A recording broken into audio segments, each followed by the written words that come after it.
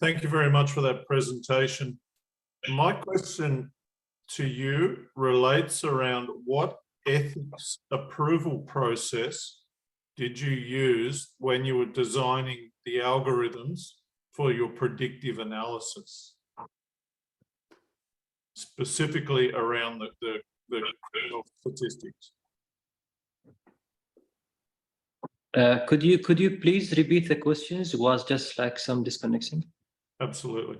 So in your algorithms that you created to do your predictive analysis, what was the ethics approval process deployed for those algorithms before they were used?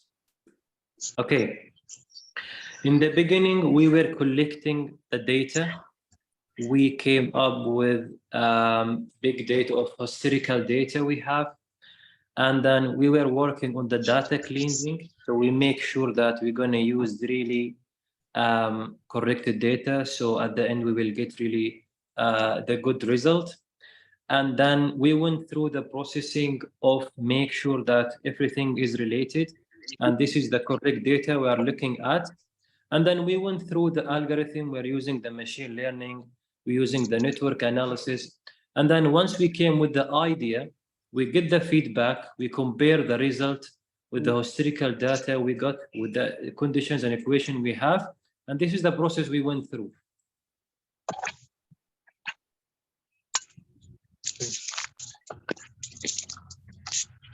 Okay, Trish. Thank you.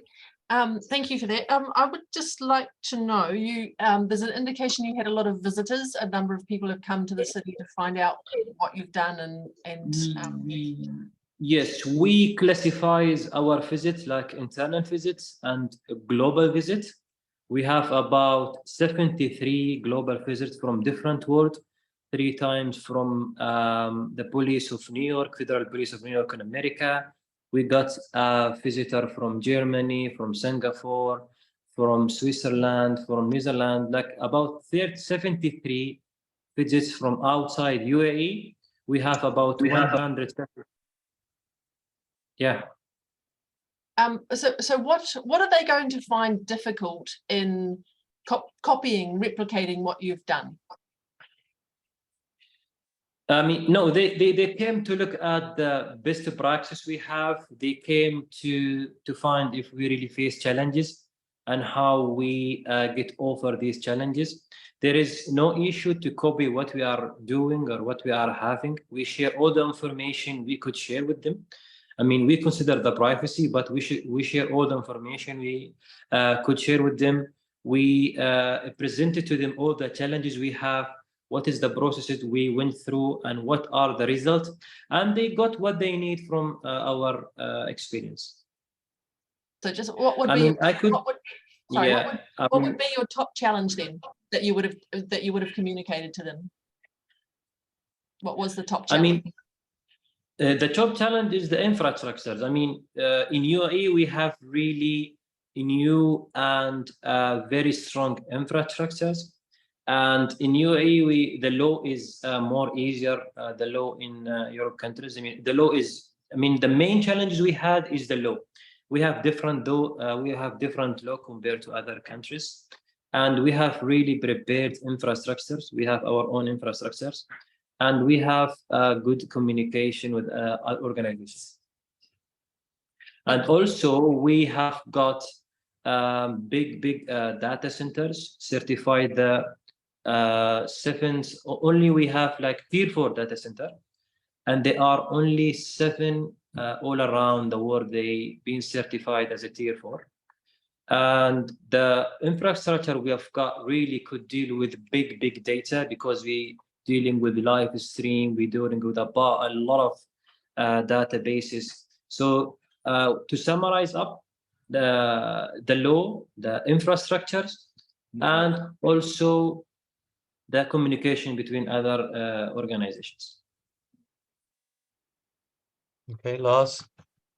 Yes, thank you for a great presentation, and I think this is a very interesting project you have been doing. And I think also there is great need for this kind of tools. What we see, especially here in Europe today, we see smarter and smarter criminals using new technology, communicating over the internet and so on, and sometimes even leave the police behind. But one of the challenges we see in Europe, we have a huge debate politically about personal integrity when we start to having systems like this. And there are many politicals that are against connecting different systems and so on. So there are big challenges. How do you handle those things? How could you get politicals and people to feel safe in the technology?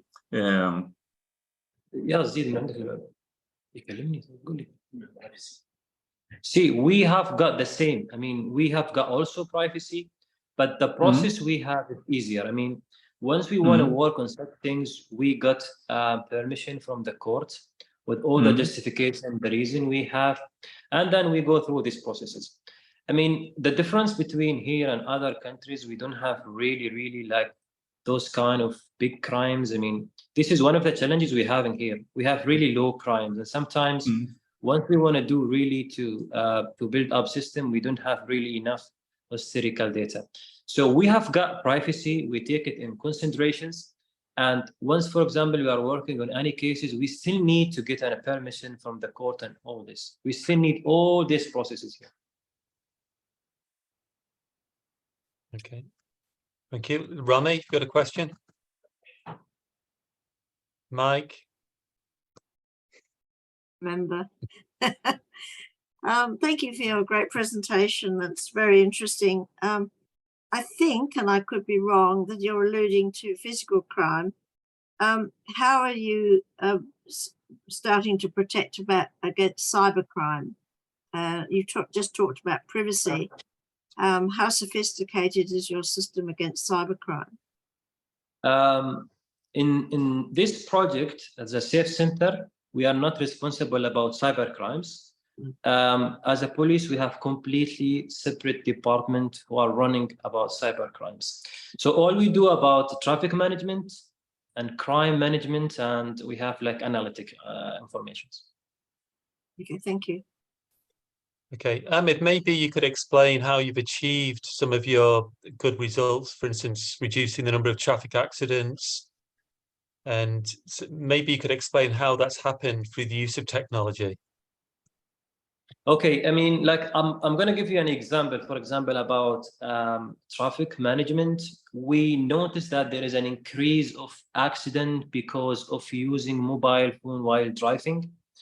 And because we connected for all the live stream camera as infrastructures, we applied that we detect using mobile phone, like using the camera, so you can detect it automatically, technically can detect it automatically.